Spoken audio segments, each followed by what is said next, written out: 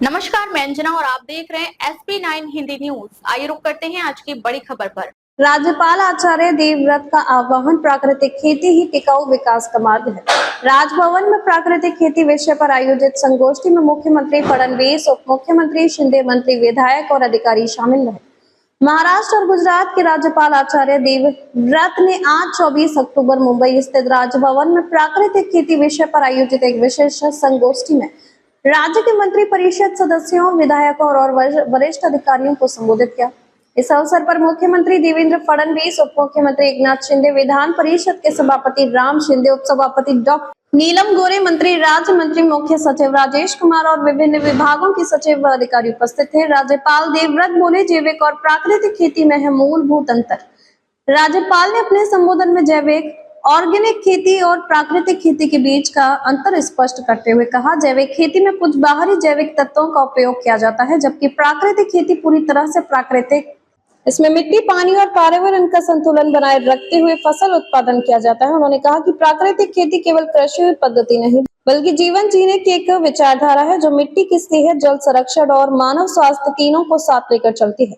रसायन मुक्त खेती से ही बचेगा जल, भूमि और मानव स्वास्थ्य। राज्यपाल देवव्रत ने कहा कि रासायनिक खादों और कीटनाशकों के अंधाधुंध उपयोग से मिट्टी की उर्वरता कम हो रही है, भूजल प्रदूषित हो रहा है और मानव स्वास्थ्य पर भी विपरीत असर पड़ रहा है। उन्होंने उपस्थित जनप्रतिनिधियों और अधिकारियों से अपील की है कि हम सभी को प्रकृति से संघर्ष नहीं, बल्कि प्रकृति के साथ सहयोग करना सीखना होगा। प्रकृति खेती ही आने वाली पीढ़ियों के स्वस्थ भविष्य की गारंटी है। मुख्यमंत्री फडणवीस और उप मुख्यमंत्री शिंदे का मत। मुख्यमंत्री देवेंद्र फडणवीस ने कहा कि राज्य सरकार किसानों को प्राकृतिक खेती की ओर प्रेरित करने के लिए प्रशिक्षण, मार्गदर्शन और आर्थिक सहायता उपलब्ध कराने की योजना पर काम कर रही है। उप मुख्यमंत्री एकनाथ शिंदे ने भी कहा है कि राज्यपाल महोदय का यह उपक्रम केवल खेती सुधारने का नहीं, बल्कि समाज और आने वाली पीढ़ियों के स्वास्थ्य को सुरक्षित रखने का अभियान है। अधिकारियों व जनप्रतिनिधियों की चर्चा संगोष्ठी में उपस्थित मंत्रियों, विधायकों और अधिकारियों ने राज्य में पहले से चल रहे प्राकृतिक खेती के प्रयोग पर विचार विमर्श किया। कई जिलों में सफल मॉडल्स के आधार पर पायलट प्रोजेक्ट शुरू करने की भी रूपरेखा रखी गई।